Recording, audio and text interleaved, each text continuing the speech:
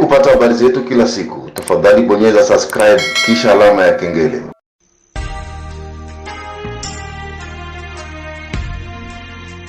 Taarifa hii ya habari ni kwa udhamini wa kampuni ya kutuma na kupokea pesa Fizi One.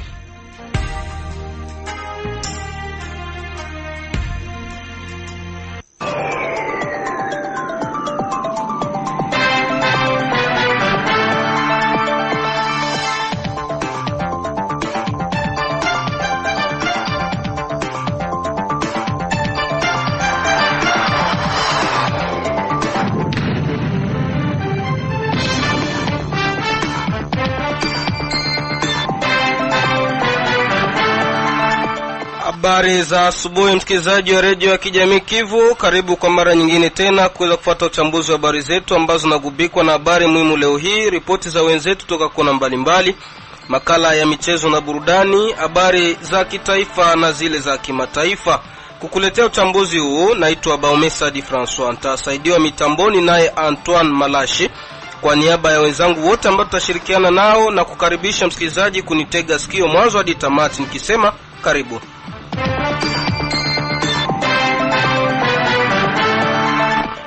Asante msikilizaji, unakuwa ukipewa fursa ya kufuata vichwa vilivyogonga mwamba, ina maana habari muhimu kama zinavyoletwa leo naye Omar Makelele Ozil. Karibu. Asante sana. Leo katika habari muhimu tuanzie katika mji wa Baraka, ni kwamba uongozi wa polisi husika na majanga mjini Baraka na tarafa la Fizi umepongeza watu wote waliojitokeza kwa kujiandikisha katika kitengo hicho. Hivyo wameombwa kujiripoti kwenye mafunzo yatakayodumu muda wa wiki 5 kwenye uwanja wa Lumumba tangu tariki mosi Aprili 2024 mjini Baraka. Tunajielekeza huko Masisi jimboni Kivu ya Kaskazini, ni kwamba hali ya usalama yaripotiwa kuwa tulivu katika maeneo mbalimbali za mapambano tangu asubuhi ya Ijumaa ya wiki tunayo. Hivyo ni siku moja tu baada ya kuzuka kwa mfululizo wa mapigano ya waasi wa M23 zidi ya majeshi ya FARDC wakishirikiana na wazalendo katika milima ya Bweremana jimboni Kivu ya Kaskazini.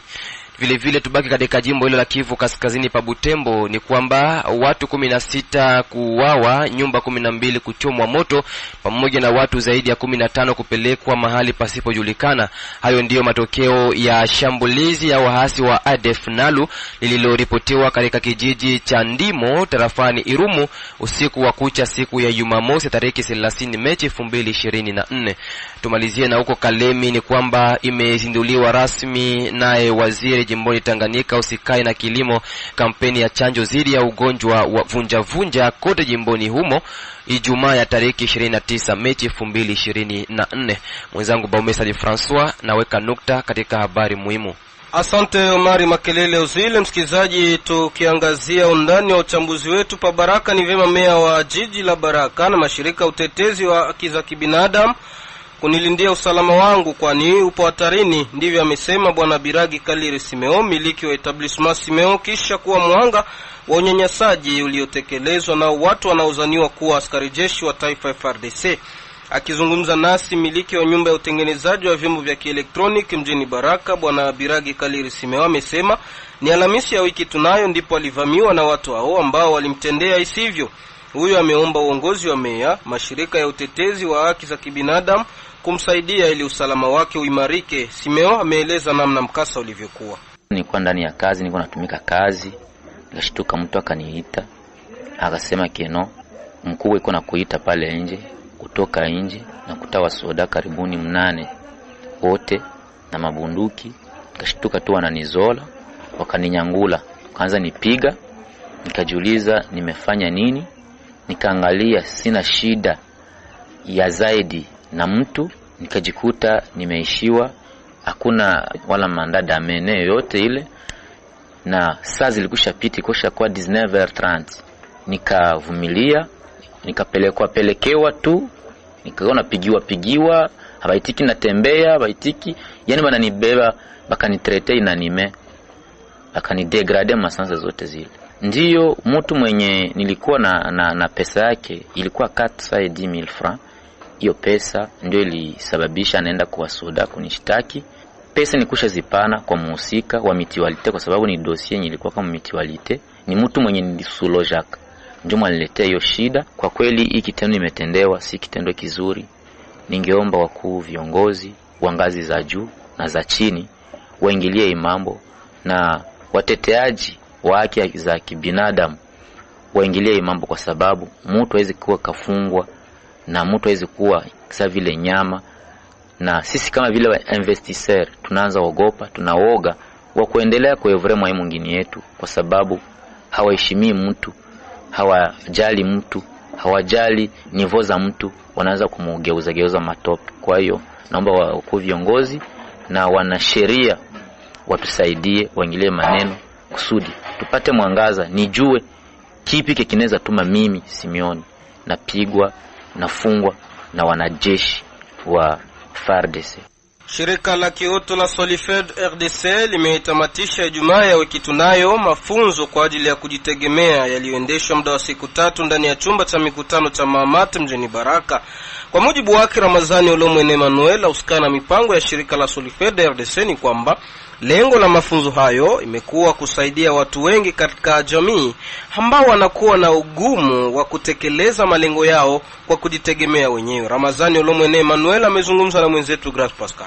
Kuna watu wengi sana wanabaki wanajidoga, wanalamia kuhusu maisha, lakini wao wenyewe wana hiyo uwezo ya kujitoa kimaisha. Na tulikuja hapa ni kwa ajili ya kufundisha watu, na tulianza na walimu na tulianza na wa directeur pamoja na wengine wa raia, ni kuwafunza elimu ya uhasibu na ujasiriamali kwa ajili ya maendeleo yao ya kibinafsi na maendeleo ya jamii yote ya Baraka na pembezoni mote mwa jiji la Baraka. Wale ambao hawakunufaika mafunzo watanufaika, kwa sababu hii mafunzo itaenda kwa watu wote, kwa sababu mzamini wetu Aflatum International ndiye mzamini ambaye anashika mkono kwa ajili ya kuendeleza hii mafunzo, na hii ndio itakuwa ni ya kwanza kwa mji wa Baraka, sababu tumeanza Uvira, tumefanya Uvira na hapa tu kwa Baraka, na haitaishia hapa, itaendelea kwa sababu ni mavikundi na vikundi. Hatuwezi tukachukua watu wote kwa pamoja, lakini ile vikundi ambao tunachukua nao tunawafundisha, wanakuwa formateur, wanakuwa walimu, na wakati wataenda katika makazi zao watafundisha wengine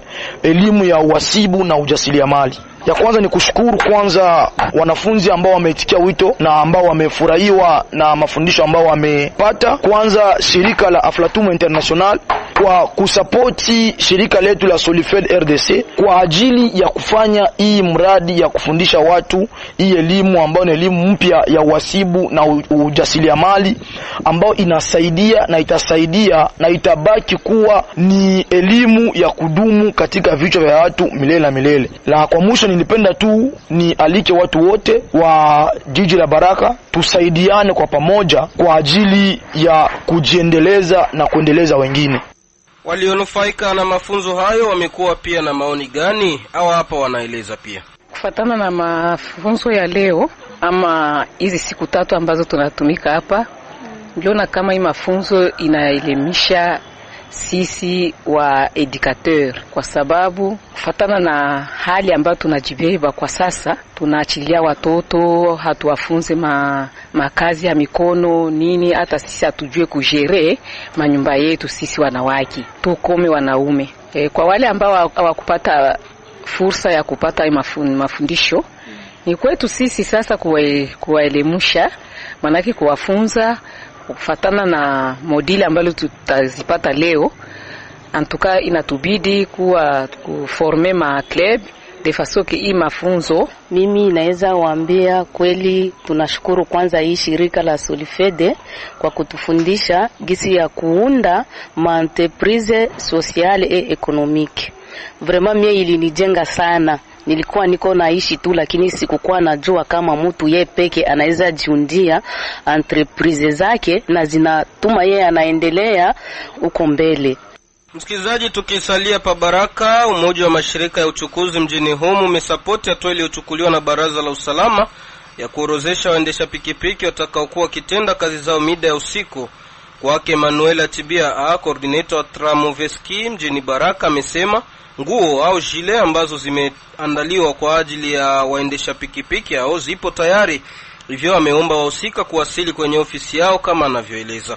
Ni mawazo ambayo yametoka mu reunion conseil sécurité na tukaiapuyeshe bote, ni mawazo ya mzuri, na ndio maana tulifika kwenye media kuambia wa mambre kwamba mbele ya kuingia kwenye kazi ikienea 18h juste uhakikishe kama ushakuwa na gilet yenye ambao utafika ku bureau ya Promotco, ile gilet utawipata kuanza siku ya kwanza ikishaenea saa 8. Kila mmoja mwenye anapenda kutumika kazi usiku anafika ku bureau ya Promotco atapata ile gilet, na wakikuona kama unatumika bila ile gilet banapaswa kukufunga, na reunion conseil sécurité inajua haki yake. Na ukikuwa unapenda kutumika usiku hakikisha unafika ku bureau ili bakupatie ile gilet. Tunapenda kuhifadhi watu wetu watumike usiku mu legality ya muzuri. Ujumbe wangu ni kwamba wajitahidi sana mbele ya kuingia mkazi usiku waanze fika ku bureau ili wapewe zile gilet kwa bure.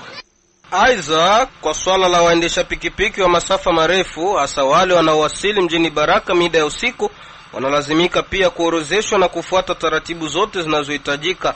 Ofida Manjo Walik ni mwenyekiti wa shirika la Promotco, anaangazia yafuatayo. Kwa wale ambao ni wa kutoka sehemu za mbali kwa mida ya usiku, tunawapangilia kwamba kutakuwa na kamati ambayo itakuwa inajitenganisha upande na upande kwa kuwasubiria, kwa kuwapa zile jile kama vile visibility kwa ajili ya kuingia katika jiji letu la Baraka. Na labda wale nao watahitajika kutoa hela kwa ajili ya kupata zile jile manamana. Masuala ya hela hamna, ila mipangilio nyingine ni kufika kwenye ofisi. Mwanzoni kwa wale ambao watakuwa wakiingia usiku watapewa jile ili kwa kuwafasilite juu ya kuingia katika jiji la Baraka. Kesho yake maelekezo mengine watakwenda kujielekeza kwa ofisi na waambiliwa makubwa na mapana. Kwa hiyo ni marufuku kutembeza pikipiki mida ya saa 1 za usiku bila kuwa na visibility ile ambayo inaitwa gilet. Atakayeshikwa, yani huyu ni msaliti, sababu tunakwenda kuakompanye corps ya securite notama komanda FARDC na mkuu wa jiji la Baraka kwa yale ambao walisisitiza. Uongozi wa polisi husika na majanga mjini Baraka na tarafa ya Fizi umepongeza watu wote waliojitokeza kwa kujiandikisha katika kitengo hicho. Hivyo wameombwa kujiripoti kwenye mafunzo yatakayodumu muda wa wiki 5 kwenye uwanja wa Lumumba tangu tarehe 1 Aprili mwaka 2024 mjini Baraka. Katika mazungumzo naye Meja Fuemedi Kobo Simoa uskana kitengo hicho amesema kisha hatua ya urezeshaji kinachofuata ni mafunzo kwa walengwa kama anavyoeleza. Tunakuya tu kujulisha bene baliandika kwetu, walipita kwa ofisi yetu ya kubajulisha kama visi tulibaambia tunakuya kamilisha hiyo program ya formation. Formation itaanza tarehe ya kwanza ya mwezi ya 4 pale ku terrain Lumumba yeneko karibu ya Etat Major ya FARDC. Tutaimaliza tarehe 4 ya mwezi ya 5 na tutabakia pale kuanzia 6h30 mpaka 12h. Wale wote wenye balisha fika kwa ofisi kuandika majina yabo na wale wanajisikia kama banaweza tena kuja kuandikisha, mulango iko wazi. Tunaalika watu bakuje paske tuko na lazima ya watu bapate kazi. Hata ukuri ya formation banaweza toujours kuya, tuko nao, wala lazima aizuia hataki. Mwenye atafanya mafunzo ni mwenye atabaki kukazi. Juu tunafanya mafunzo para militaire. Sasa kama we unakuja tufanye mafunzo kisha unaenda, hiyo sio haki. Mwenye anafanya formation ndio mwenye atabaki kukazi yetu. Basi kazi yetu ni sawa kijeshi tu. Gisi ni wai kusema hawatatufundisha bunduki, tunabafundisha extincteur. Inalomba ukwe na discipline. Ni kazi ya commandement, ifo kuwe na discipline, ujue nini unakuya kufanya, ndio maana ya hiyo formation. Au kuhusu swala la mambo gani ambayo wahusika wanastahili kuandaa kwa ajili ya mafunzo hayo, Meja amejibu yafuatayo.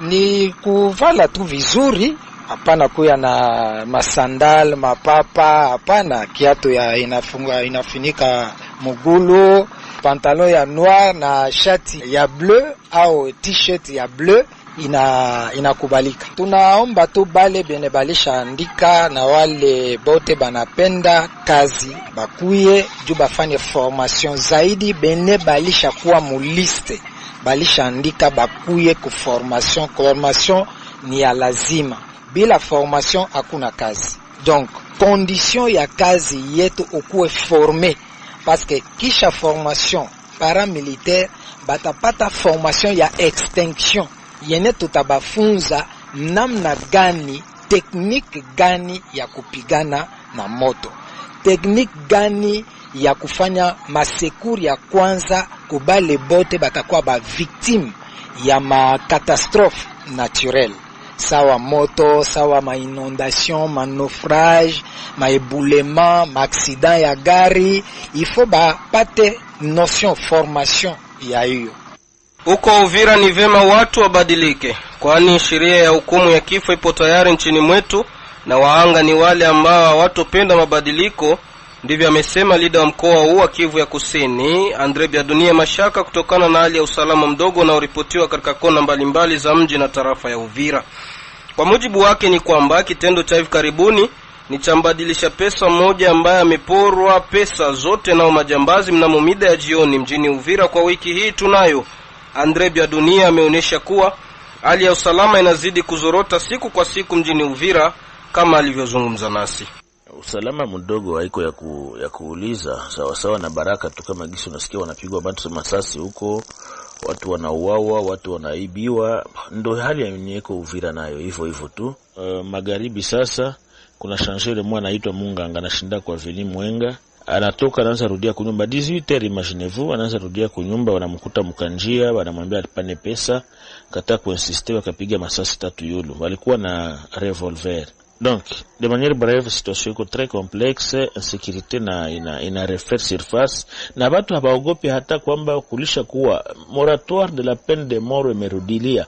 Donc ukafanya kosa criminalité urbaine, unaua mtu na wewe wanakutia kupoto, ulikwenda hivi wanaukamata wanakutia. Watu hawakomprendre kama vile biko. Ndio maana société civile sensibiliser watu biko na bunduki wasilete, na hii tu kusema haiwezi ba convaincre bazilete, mais inabidi kwanza tufanye nguvu yote, tukamata hata bawili batatu babatie kupoto, wengine bataonea mfano pale. Serikali ndio iko na ruhusa kubakia na silaha tume, hapana watu binafsi. Huko Usimaka ya justice populaire kuna mama ambao waliuawa hapa, walikuwa 3 na wanaume 2. Mama mmoja amekufa, wengine bako mahututi kabisa hospitali, kuna ndio wametobolewa macho. Ndio hali hiyo.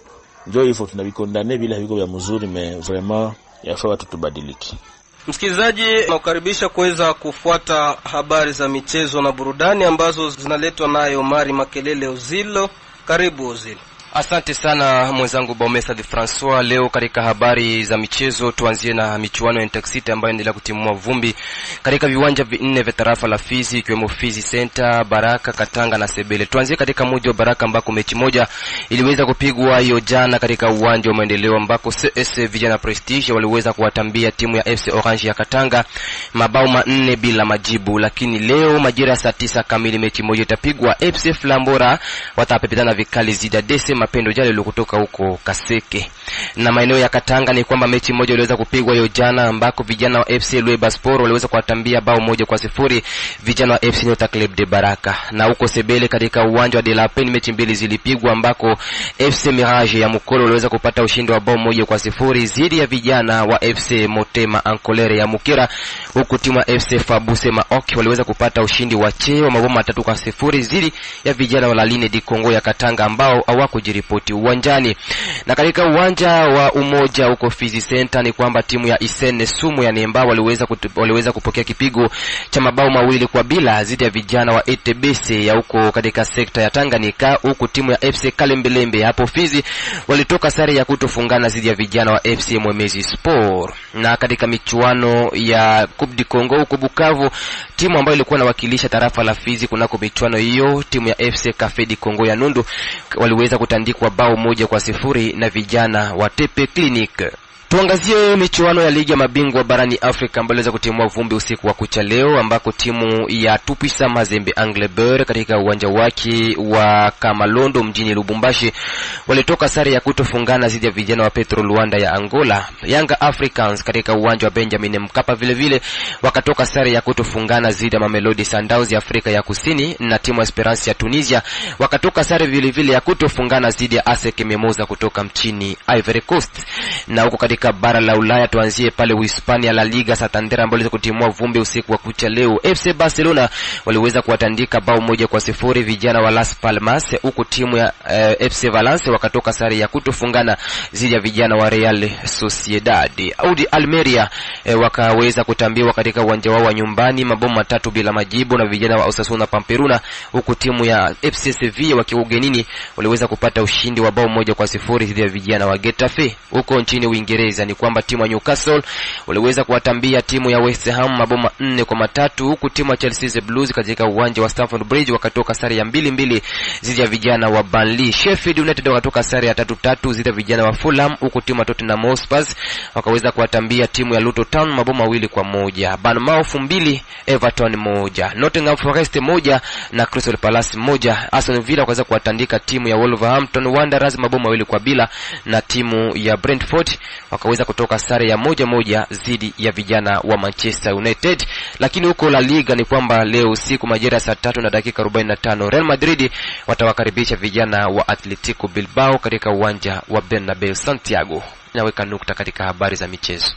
Asante Omari Makelele Ozil. Msikilizaji, utambuzi wa habari unaendelea kujia vema kutoka studio za Radio ya Kijamii Kivu kwenye 93.0 FM. Kampuni Fizion Baraka, Mboko na Misisi ni rahisi kutuma na kupokea pesa cash pote ulimwenguni bila usumbufu. Katika habari za kitaifa, hatua kubwa imechukuliwa kwa ajili ya kuandaa uchaguzi wa ofisi ya bunge. Hivyo ni baada ya hatua hiyo kupitishwa kwenye kikao cha bunge kilichofanyika Machi 19, 2024 mjini Kinshasa, kama inavyoeleza hapa ripoti yake Safari Alimasidilo. Baada ya ushauri wa mwanasheria mkuu wa serikali, mahakama inajitangaza kuwa ina uwezo wa kutamka ombi lililopokuwa limekubalika. Inatamka kuwa kanuni za ndani za bunge zilizochapishwa tarehe 19 Machi 2024 zinaendana na katiba nchi kwa mujibu wa kifungu cha 27 aya ya pili na 142 kifungu hiki cha 26 aya ya pili lazima kieleweke, kwa maana kifungu cha 13 ya katiba inayokataza ubaguzi wote kuhusiana na upatikanaji wa shughuli za umma, hasa kwa sababu za dhamira za kisiasa, kwa kuzingatia haki za watu ambao hawajazaliwa pamoja, pia itatumika, imesema hukumu iliyosomwa Ijumaa Machi tarehe 23 na Jedone Kamuleta Badibanga, rais wa mahakama ya kikatiba. Kuhusu kifungo cha 142 ni lazima ieleweke kwamba kabla kutumia adhabu ya kinidhamu kwa makosa yaliyosainishwa katika kifungu hiki, naibu mshtakiwa lazima faidike na haki ya kusalisha njia zake za utetezi kwa mujibu wa kifungu cha 19 aya ya 3 ya katiba. Akiungana na Actualite.cd katika nafasi yake ya mwanakatiba, rais wa tume maalumu yenye dhamana ya kutengeneza kanuni za ndani, Jacques Njoli, alionyesha kuwa ni misukumo ya mahakama ya kikatiba ambayo itatoa mwelekeo wa bunge kufuata katika kesi hii ya takwimu. Mara baada ya kujulishwa rasmi, tutaona sababu au misukumo iliyofanya mahakama kuu kujiweka kando na idara, kujiweka kando na vifungo hivi viwili. Hapa ndipo tutajua iwepo itakuwa muhimu kuziandika upya au ni mtazamo gani wa kuchukua kuhusiana na hukumu ya mahakama ya kikatiba. Kwa hivyo tunasubiri kutaarifiwa rasmi. Naibu wa kitaifa Jacques Njoli alijibu hayo. Tukumbushe kuwa kitabu cha kanuni za ndani iliyotungwa na tume inayoongozwa na Jacques Njoli ina vifungu 275, yaani 15 zaidi ya vile vya bunge lililopita ambavyo tume iliongozwa na Profesa naibu wa taifa Evariste Bashab itatayarisha kabla ya kuchagua seneti. Sina la ziada, naweka nukta kwenye habari za kitaifa. Na kwenye zile za kimataifa, mamlaka nchini Burundi imewataka Warundi waliopo uhamishoni kurejea nchini humo. Hivyo ni baada ya usalama kuimarika kwa kiasi kikubwa. Bukuru Elias Daniel ni mwanaripota wetu wa huko Burundi, anatujia na ripoti kamili. Akizungumza na waandishi wa habari, mshauri katika wizara ya mambo ya ndani Antoine Ninandekura amewataka wakimbizi waliopo uhamishoni kurejea nchini kwa ajili ya kuweza kuijenga nchi ya Burundi. Intara y'Amakamba bwa mbere niyo ntara ya mbere ifise abahunguka beshi kusumba izindi ntara mu ntara 18 n'izo bwa mbere. Makamba ndio mkoa wenye idadi kubwa ya Warundi wengi wanaorejea nchini kutoka uhamishoni katika mikoa yote ya Burundi. Iko na idadi ya watu zaidi ya 40,000 ambao wamesharejea nchini. Na wilaya ya kwanza inayoongoza ni Nyanzarake, ikifuatiwa na Kayogoro zote za Makamba. Na mpaka sasa kuna wakimbizi ambao wanataka kurejea nchini, wengi wao wakiwa wanatoka Nyanzarake. Ninawaomba watu kurejea nchini maana usalama umeimarika, na inanishangaza kuona mtu bado yupo hamishoni, maana hata maendeleo kwake na kwa shida, na unakuwa kuna uhuru wa kufanya unachohitaji. Na isitoshe pia Burundi ndio nchi ambayo unaweza kutembea kwa uhuru. Kwa hiyo watu warejee tuijenge nchi, umoja na furaha, na kauli mbiu ya mwaka wa 2040 iwe nchi ambayo imeshaendelea. Dusangira umunezero, dusangira ubwo bumwe n'umutekano, hama duduze ikivi dushikire kuri ya mbono ya 2040 igihugu cifashe na 2060 igihugu giteye imbere. Nikiripoti kutoka nchini Burundi, Bukuru Elias Danieli.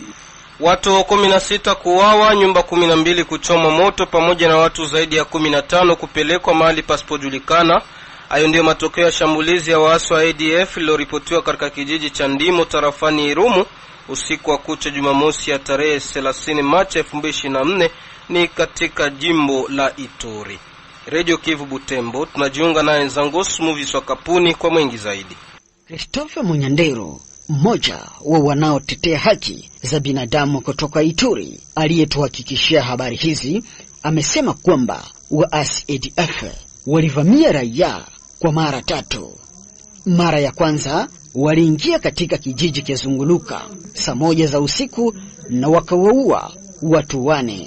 Kwa mara ya pili waasi hawa ADF waliingia katika kijiji cha Ndimo, watu 4 pia wakauawa na hao waasi. Kwa mara ya 3 saa 2 za usiku watu 8 wakachinjwa na wale waasi katika kijiji cha Ndimo. Isitoshe, nyumba 12 zikaunguzwa na watu 15 kukidnapiwa na wale waasi. Tumeweza kuwapoteza watu 16 ambao wameweza kuuawa kwa tariki ya 29, ambapo huyu adui ameweza kuingia kwenye ngambo ya groupment ya Bundingili huko Zunguluka, ambapo aliweza kuwaua watu 4. Aliweza kuingia kwenye groupment ya Bandavilemba akaweza kuwaua watu 4, na hata kuamkia ya leo huyu adui ameweza tena kuwaua watu 4 kunako kijiji Mwelelea Kiandimo, na utaweza kujua kwamba miongoni mwa wale raia 16 ambao wameweza kufariki unapatikana wa mbilikimu, yani wa pigme, na hata watoto ambao wameweza kuuawa. Sisi tunasema kwamba government yetu ya Kongo inaweza kufuatilia ili waweze kuongeza idadi ya majeshi ambayo itaweza kutusaidia ili waweze kuungana na hiyo jeshi ya Uganda ili waweze kuona namna gani ya kuweza kupigana na adui ADF. Mauaji haya yametokea siku moja tu baada ya hao waasi ADF kuvamia tena kijiji cha Ndimo ambapo waliwaua watu 4. Butembo, Nzangosu Movies wa Radio Kivu Baraka. Hali ya usalama yaripotiwa kuwa tulivu katika maeneo mbalimbali za mapambano tangu asubuhi ya Ijumaa ya wiki tunayo. Hivyo ni siku moja tu baada ya kuzuka kwa mfululizo wa mapigano ya waasi wa M23 dhidi ya majeshi ya FARDC wakishirikiana na wazalendo katika mlima Bweremana jimboni Kivu Kaskazini. Radio Kivu Masisi, tunajiunga na maripota wetu Simeo Semasaka kwa mengi zaidi. Kwa mujibu wa baraza la vijana wa eneo hili katika mkoa huu, siku hiyo yaonekana kuwa ni shwari isipokuwa mabadiliko ya dakika za mwisho, huku jeshi la Jamhuri ya Kidemokrasia ya Kongo FARDC pamoja na vijana wazalendo wakijihifadhi katika ngome zimoja za kijeshi ambazo zilikuwa awali chini ya udhibiti wa washambuliaji. Kwa sasa kuko kalme, hakuna probleme. Kupima mvuni shanga, jana asubuhi ndio kulilamuka mapambano mingi sana. Fasima wanaita Kirumbu Bambu ni milima ambazo zinakuwa yulu ya Bweremana, lokalite ya Bweremana, pale tuko mu groupement Muvuni Shanga. Ila kwa sasa kukimya na wajeshi wetu ndio wanamiliki hizi mamili ambazo adui alikuwa ishazingatia tangu miezi 2 zinapita. Utulivu huu pia wadhingatiwa katika mazingira ya Saki, jiji ambalo limeweza kusalia bila watu kufuatia mapigano na migogoro ya mara kwa mara ndani hata na pembezoni mwake wilayani Masisi. Kurejeshwa kwa mzunguko wa magari kumeweza kuripotiwa mara tena kwenye barabara Kichanga Goma tangu jioni ya Alhamis iliyopita baada ya mvutano ulioonekana kati ya pande mbili za mzozo ambazo ni waasi wa M23 na FARDC pia wazalendo katika ukanda huu unaonekana na kuelezwa kuwa ni hatari. Claudius Buhazi, mtendaji ndani ya muundo huu wa vijana, anatumia fursa hii kutoa wito kwa wananchi kuepuka kwenda katika maeneo ambazo bado naendelea kuwa chini ya udhibiti wa maadui ili kujilinda dhidi ya hatari yoyote inayohusishwa na wavamizi hao. Wale watu ambao wako naenda souvent wakimbizi walikimbia vita, kisha mara mingi wanakuwa naenda kule zile mamilie kufasi ambao walitoka, na ijapokuwa wanayua adui ndio wanamiti zile mamingine. Haiko ya maana sana kuenda kule na adui ndio iko kule, ila ningeomba aussi service ya securite zimetre kabisa au courant hii dossier, ila waone vile wanapasha kataza hao watu wote ambao wako naenda hizo mamilie zenye adui na militi. En tout cas ile ni kujitia deja mu danger, haiko ya maana sana. Licha ya hatari iliyopo katika maeneo yasiyo salama, baadhi ya wahami wengi waonekana kuenda huko kutafuta chakula, jambo ambalo linasababisha kwao kuwa wahanga wa mabomu yanayorushwa na adui wa usalama. Na tumalizie huko Kalemi ambako imezinduliwa rasmi naye waziri jimboni Tanganyika usikana na kilimo kampeni ya chanjo dhidi ya ugonjwa wa vunjavunja kote jimboni Tanganyika Ijumaa ya tarehe 29 Machi 2024. Mengi zaidi naye Olombo DJ Doctor kutoka Kalemi. 774,840 ya watoto watangu kuzaliwa hadi miaka 5 ndio wanakuwa nasubiriwa kwenye kampeni hii jimboni pote Tanganyika kwa muda wa siku 3, yani kutoka tariki 29 hadi 31 Machi 2024. Wanaohusika na kutoa chanjo watapita mlango kwa mlango kwa ajili ya kuwapatia dozi husika watoto wanaokuwa na lengwa na kampeni kama na hii. Waziri jimboni ausikae na masuala ya kilimo Daktari Jerry Makanta Kabebe, ambaye alikuwa anamwakilisha gavana wa jimbo la Tanganyika kwenye karamu kama na hiyo, anakuwa anatoa shukrani ya serikali ya jimbo ambamo anakuwa mwanamemba kwa shirika kutokana na msaada unaokuwa na ufanya ndani ya sekta ya kupiganisha maradhi ya vunjavunja jimboni. Huyu anakuwa analika raia kurahisishia wachanjaji ambao watapita mlango kwa mlango kazi ili wachanje watoto wanaokuwa nahusika na kampeni kama na hii. Waziri kwa upande mwingine anakuwa analika vikundi vinavyokuwa napinga chanjo kuchanjisha watoto wao kwa ajili ya kuwakinga na maradhi hii ambayo inamfanya mtoto kuwa katika hali ya ulemavu maisha yake yote pale asipokuwa napatwa chanjo ambao ndio inakuwa kinga mbadala dhidi ya maradhi kama na hii. Naalika sisi sote kufikia kupokea waganga watakaopita mlango kwa mlango, nyumba kwa nyumba, ili kufikia kuchanja watoto wetu. Na kwa kumalizia, naalika uingiliaji kati wa kila mmoja wetu ili kusaidia mwisho mzuri na mwenendo mzuri wa kampeni kama na hili la chanjo, kupambana dhidi ya magundi mbalimbali ya wale ambao wanakuwa wanakataa watoto wao kupewa chanjo ili watoto wao wachanjwe, sababu ugonjwa wa vunjavunja unaleta ulemavu na unaua zaidi. Wa wakuu wa madini, wakuu wa mashule zaidi hao wa mashule ya watoto wachanga, yani maternelle, na watu wote wapatena na walika kusaidia na kupokea waganga ambao watapita popote pale ndani ya mashule, ndani ya makanisa kwa ajili ya kuchanja watoto. Kwa jina la mama gavana wa jimbo la Tanganyika, ninazindua rasmi kampeni hili la chanjo jimboni pote Tanganyika. Nikumbushe kwamba karamu hii ilikuwa namalizika kwa kutoa vifaa vya kutembelea kama vile pikipiki pamoja na baiskeli. Naye waziri jimboni wa masuala ya kilimo akimwakilisha gavana wa jimbo kwa viongozi wa matarafa ya afya Kalemi na Nyemba kabla ya kuendeleza kwenye matarafa mengine kwa ajili ya kusaidia kufuatilia vema kazi ya masuala ya utoaji wa chanjo.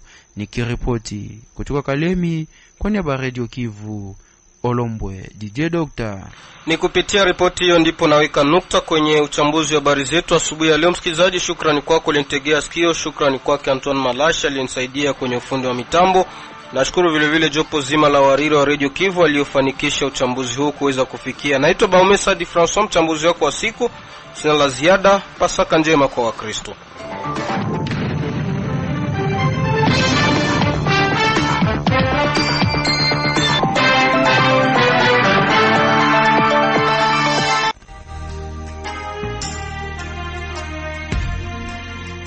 Taarifa hii ya habari ni kwa udhamini wa kampuni ya kutuma na kupokea pesa Fizi One.